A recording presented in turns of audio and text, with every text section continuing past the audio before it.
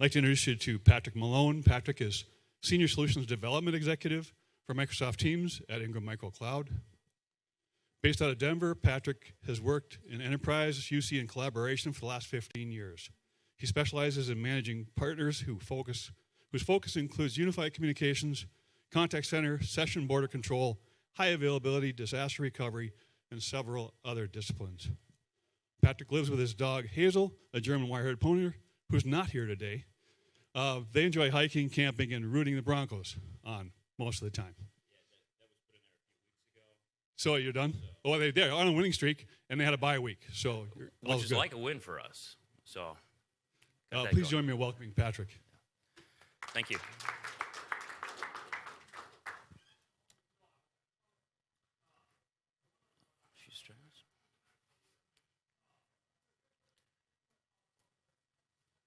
Great, so thank you for joining me this afternoon, everybody. We're going to be talking a little bit about hybrid work, and I want to make this as interactive as possible. Show of hands, who considers themselves a hybrid worker today or is familiar with the concept? Those hybrid workers, do you work mostly from home, mostly from the office, a blend? Is it at your leisure? Tell me a little bit about it.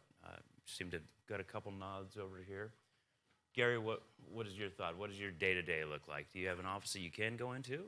No, actually, we're a pretty virtual company, so okay. I wake up in the morning and turn right down the hallway, and I'm at work.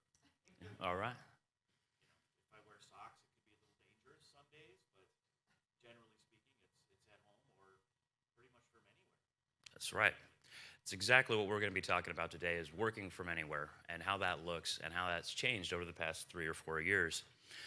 One of the things that we're seeing is the whole bunch of changes going on, especially in the past 6-9 months. What we've seen is security issues, ongoing crises in Ukraine, China, security threats, as well as the fact that we're probably headed into a recession in the not-so-distant future. We'll know more about that in the next couple of weeks as the election turns out, and we get some insight there as well. But with hybrid work, what we're finding is that 52% of Generation Z employees say that they're moving to a new location because they're able to work remotely. I have friends that used to work in Chicago, had to go into the office every day, and have relocated across the country. As mentioned, I'm from Colorado and Denver.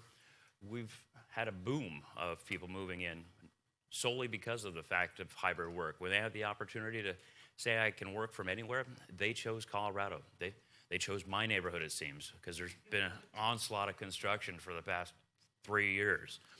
And to take that a step further, 57%, as well as moreover closer to 50% of Generation Z is saying, if I can't do that, I'm leaving.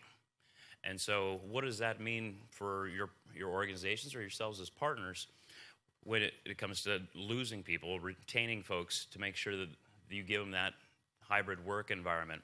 And how do we build that out? There's a couple great examples out there of exactly what I'm talking about. Airbnb, the CEO decided that he was going to he himself was going to work 3 months out of the year from an Airbnb location, and then turned around and encouraged his employees to do that for a couple of reasons. Not only because they can, but because it gets them closer to what they're actually selling, what they're positioning, and what Airbnb is all about. Conversely, you've seen other organizations like AT&T where they say, no, we're coming back into the office. Comcast was pretty much the same way. And I have friends that work at both.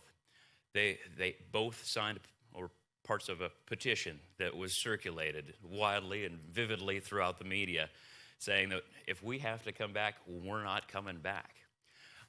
So those corporations that aren't making that adjustment are risking losing some of their most talented employees simply because they can't adapt.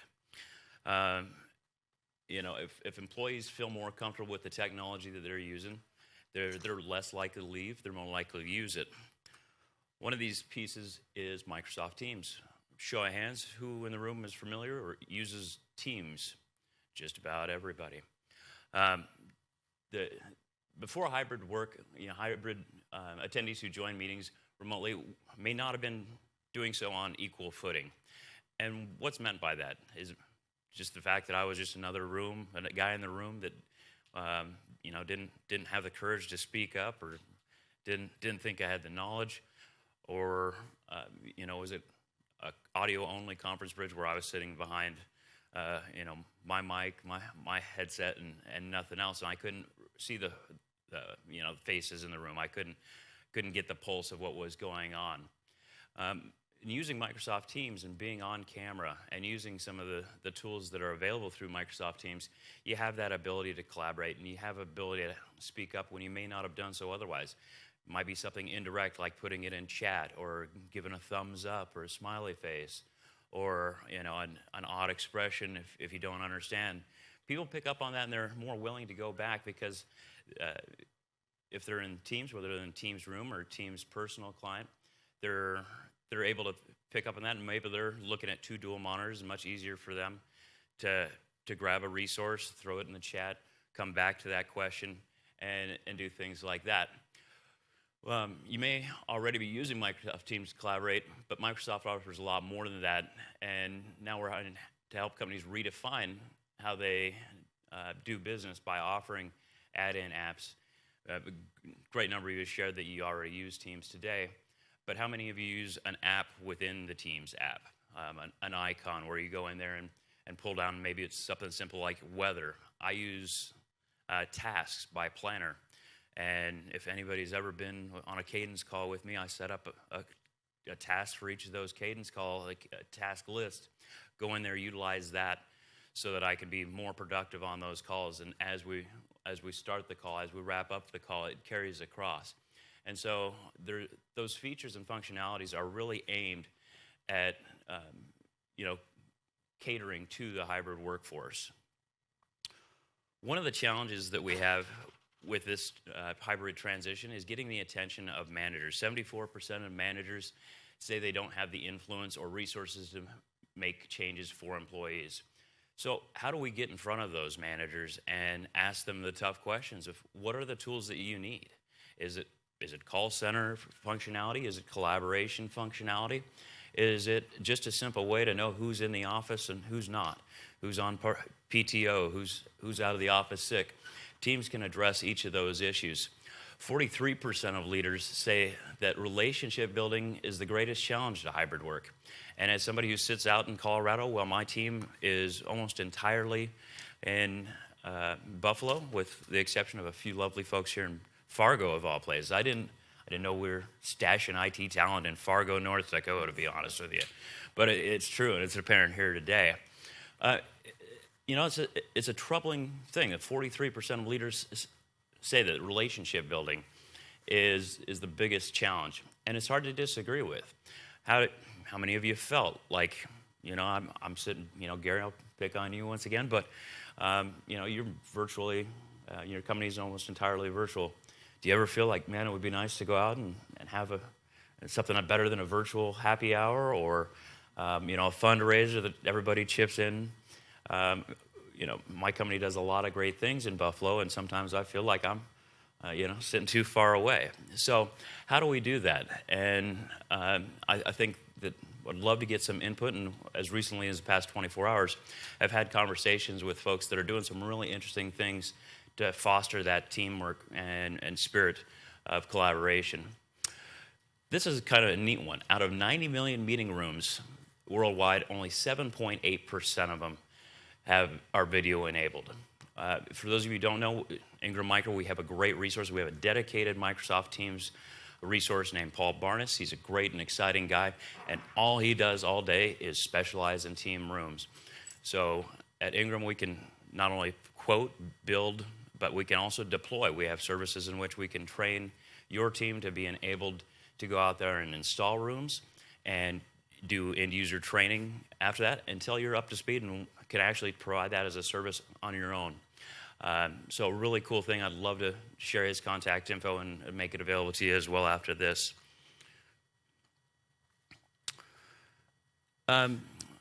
So Microsoft is more than just Teams at this point. We have the meeting experience that connects everybody remote and on-site. The simple day-to-day stuff, like I mentioned, using tasks, using planners, Using bookings. There's a number of things out there that we can use. Sustainable employee well-being and productivity. Anybody familiar with Viva or actually knows what Viva is beyond the little email that you get every couple days that says, this is what you've done, this is, are you scheduling time off for yourself? I think it's really kind of a cool thing, and you're going to see a lot more of Viva in the next, I'd say, 12 months, because the conversations I'm having in regards to Viva are not with the folks that I usually have conversations with. They're sitting in HR. They're wondering, their wellness strategy folks that, positions that didn't exist even a couple of years ago, especially as mental health becomes more top of mind. We're seeing HR ask about Viva and how it can influence ongoing learning for those employees, how they can use it to schedule and manage simple things like, are you taking a lunch break? Are you taking, wrap-up time after your calls? Are you taking enough time to, take care of yourself? And I think that as you start using Viva, you'll see a lot more of that.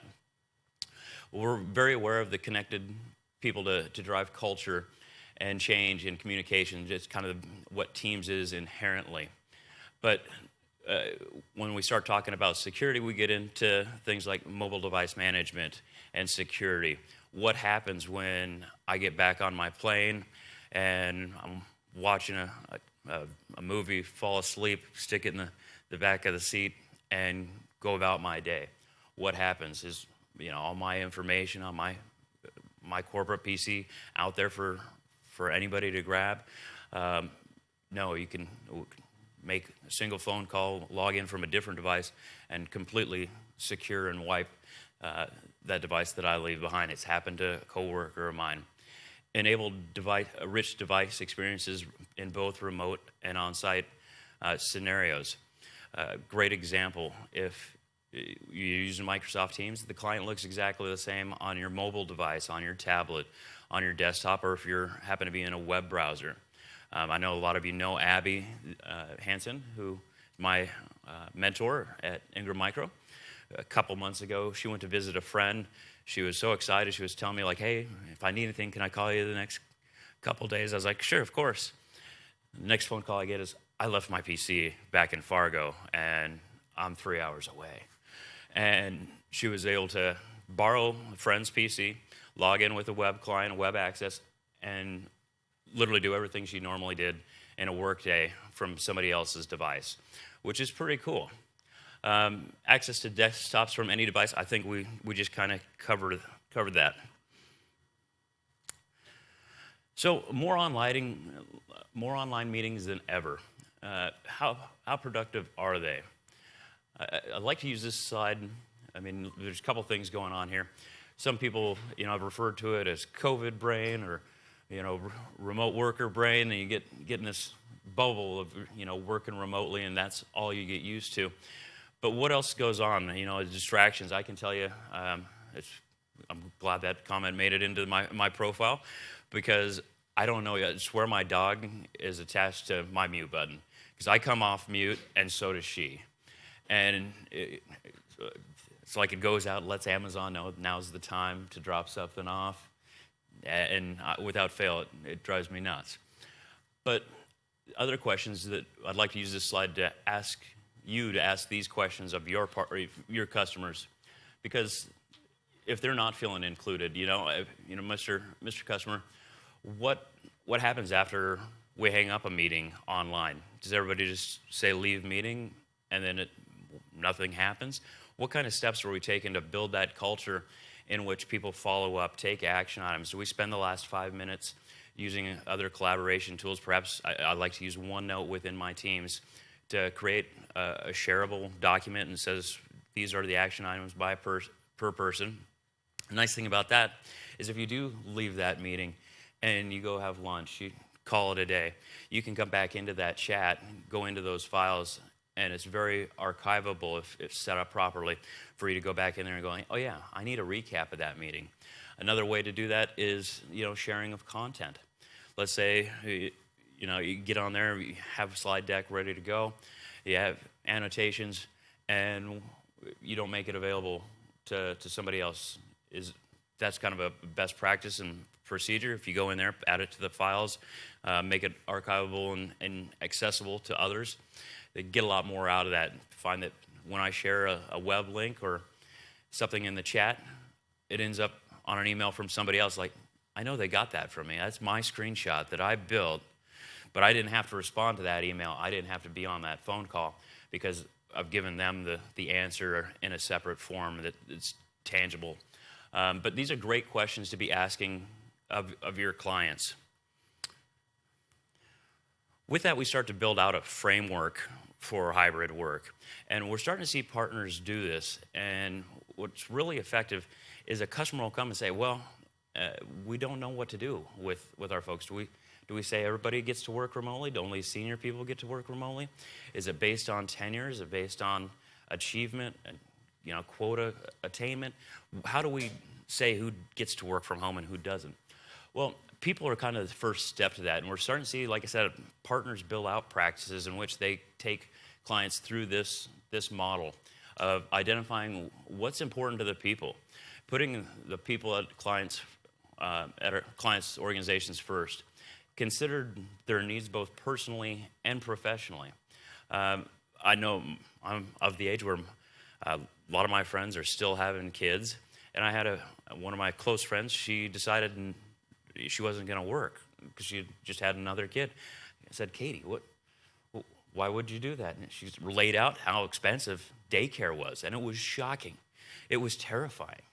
I thought a puppy was expensive, but kids, you just, whoop. And so we had a conversation, and she decided she was going to continue to work, but do it hybrid. So maybe 4 or 5 hours a day, still have time to spend with her children, avoid that healthcare cost, childcare cost. Is that what's important to her? Absolutely. That was more important. She was willing to leave her work life because of that. So making that flexible and inclusive, we certainly accomplished that. The places, we set up for Katie a couple of different things. When she would like to go into the office, they had a cube there for her that wasn't solely hers. It was more like a hotel cube in which they put in big intimidating letters, do not remove anything from this desk. Has 2 dual monitors, a hub, mouse, all that fun stuff, so that when she does go into the office, she can plug and play. And when she has to take off to grab the kids from daycare or for after school, she can do so. We got Katie set up with an identical setup at home, so 2 dual monitors, in which she feels very comfortable. That's really duplicating what she has in the office with what she has at home. And these are things that we're seeing partners build out as more of a program, right? That this is how we do this, an architecture, of rules of engagement, whatever you want to call it, that they're starting to sell this model to their clients. It means more hardware, more software, more happy end users, more happy individuals. With that, Gary mentioned it's just down the hallway. Some people were in the hallway right here, talking, collaborating. And how do you feel as confident with that solution in the hallway of the Holiday Inn as you do at either of the places that I just mentioned, home or in an office? The process is really what drives this, and we'll get to this in the coming slide. But by focusing on ensuring employees have the right software and hardware tools to stay connected, it also plays a key role in whether or not they are going to be successful. They can reduce workplace distraction, but that comes with personal factors. Just as I mentioned, Hazel knows when I go off mute. I don't know how, but it's a different distraction than you get to experience in the office environment. Conversely, when I was in the office, I had buddies that smoked. They were always going out on smoke breaks. I didn't want to deprive myself of that time. I don't smoke, but I'd go out there with them, and it's a different type of distraction, but both exist. So are you trading one for the other, and is one more favorable than the other? When we go into meetings and collaborate in these meetings, there are kind of 3 steps as we're talking about building out that practice and making it a marketable thing to your end users. What do you do? And these seem like day one things, but what do you do before, during, and after a call? Do we know who's getting on that call? Do we have an agenda published? Do we have topics that we'd like to attain?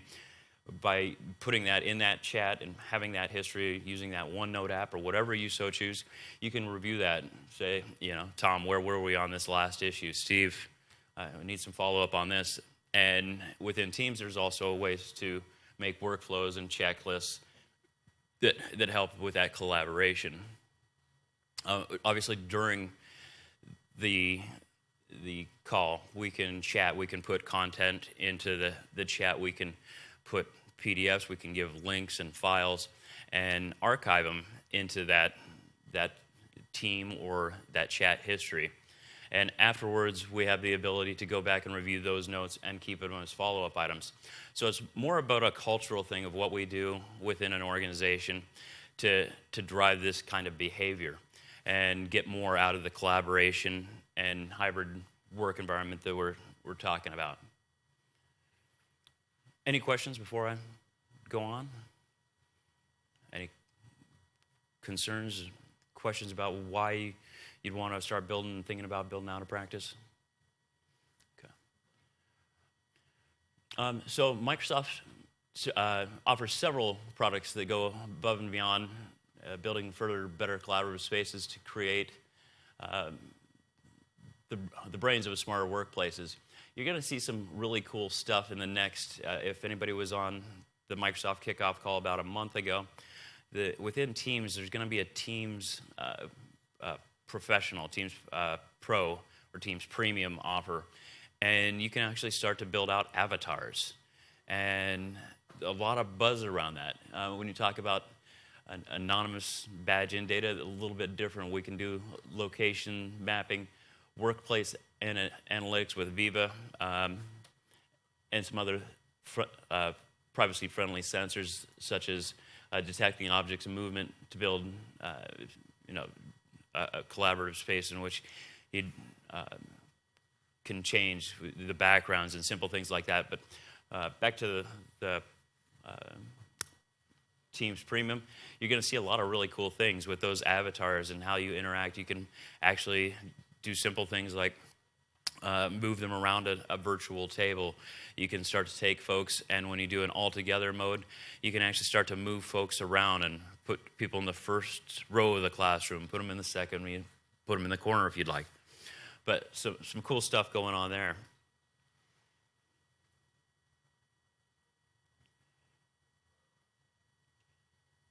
So moving to hybrid work entails exactly what we're talking about there. It takes the thinking of people, places, and processes, and how we create that to be inclusive and collaborative.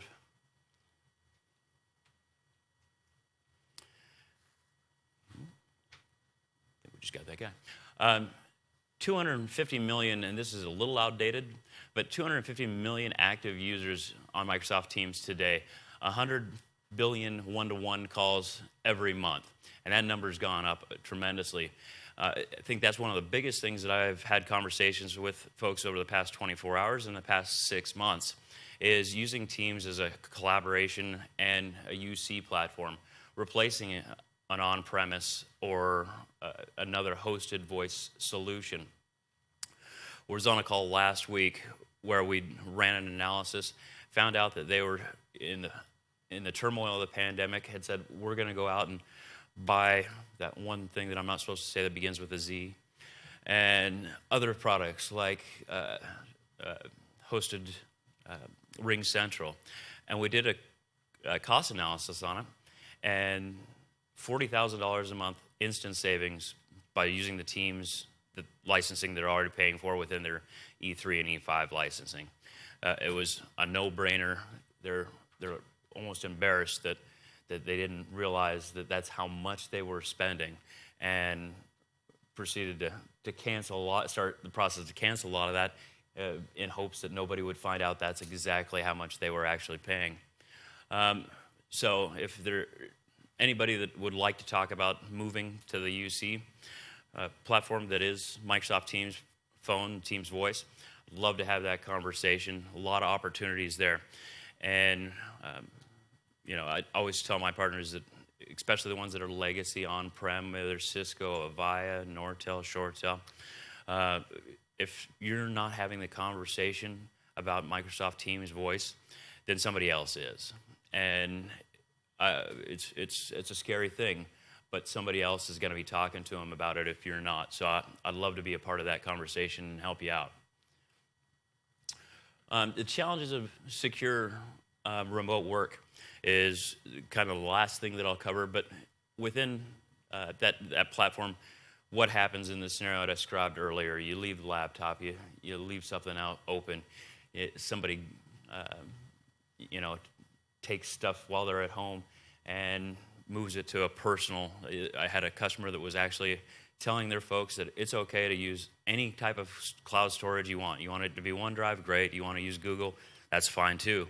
And I could see the faces on the security guys in the room just going, oh no, that's bad. And so how do we set up a strategy with them to make sure that although you are working from home, you are working with external devices, you bring your own device, how do we make sure that the data and everything behind that stays secure? So love to have some conversations on that piece as well. And with that, Riley, I don't know if you have any questions online, or would you want to open it up to questions here?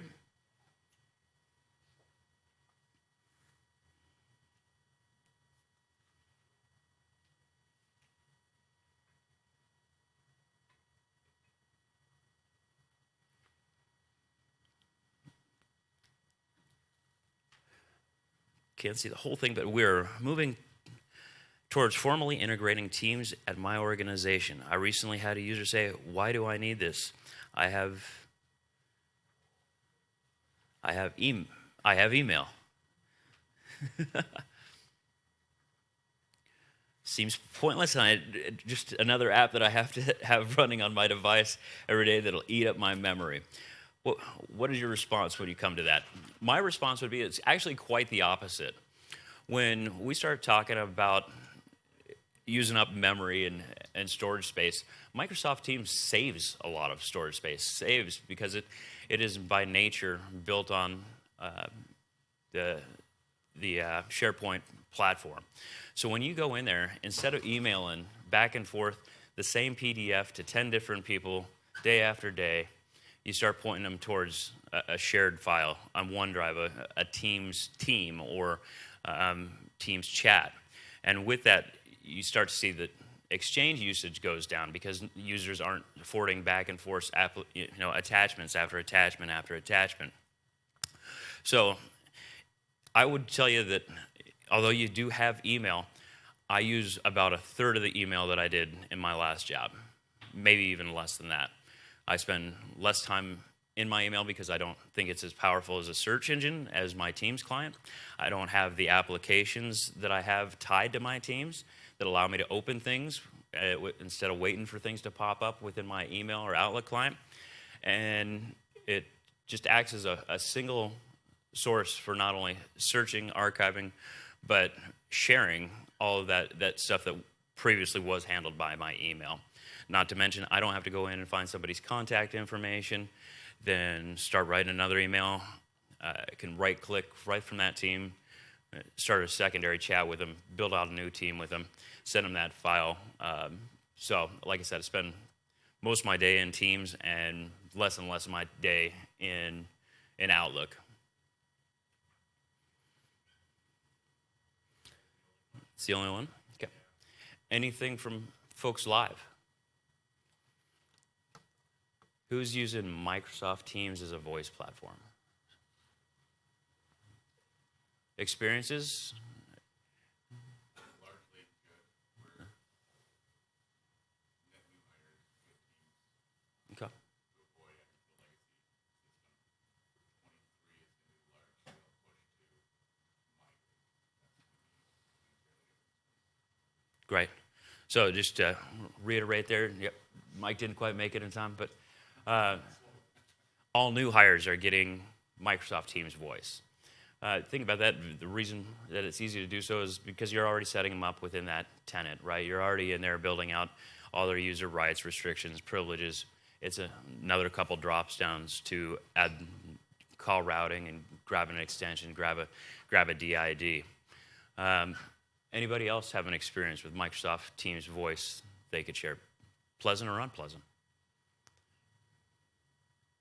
I actually find that customers, and so my name's Gary Mansky, and we're a Teams phone system, I guess we'll say, ISV. And we do work with Ingram Micro Cloud. We work with NCI and so on. But one thing that's very interesting, you talk about cost, and hey, having all these licenses and all this Microsoft technology is very expensive. Moving to Teams phone system actually saves a lot of companies money, because if you think about all of the costs associated with the on-site hardware, certainly you've got your carrier costs, but then you have all these desk phones. We find that a vast majority of customers end up saying, yeah, we need to keep our desk phones, but then they end up collecting dust.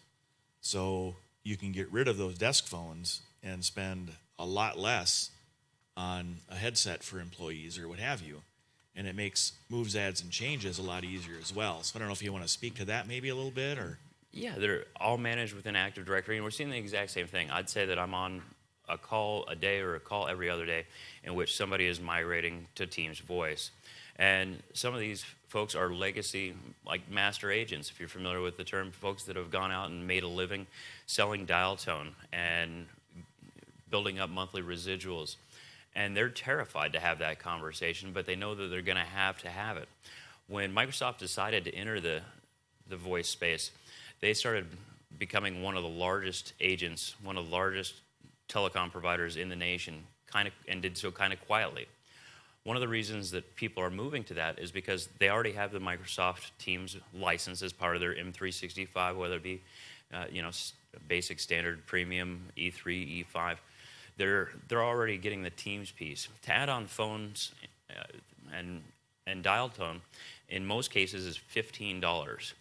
And for those carriers that are those master agents that are used to having that conversation, that there's some mystery in what they've been doing for the past 15 years. You put a bill in front of somebody, and it shows a 911 surcharge, soon to be an 811 surcharge for mental health. And then you have the next 20 line items that nobody can really explain. I called San Antonio last week. Now I have a San Antonio surcharge? I don't know. And nobody likes having those conversations, but the Teams voice conversation is a very easy one to have.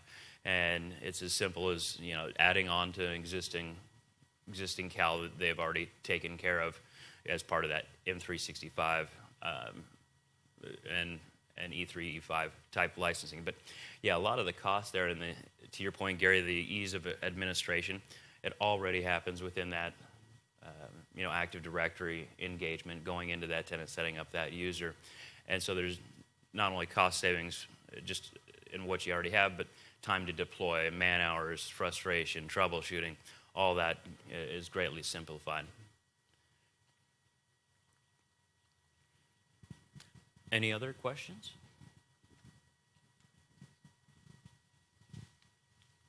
All right. Well, thank you very much. Looks like we get to lunch a little bit early, but not too early. Yeah, be sure to stop by vendor booths, register to win prizes, and gain some useful information there as well. Thank you, guys.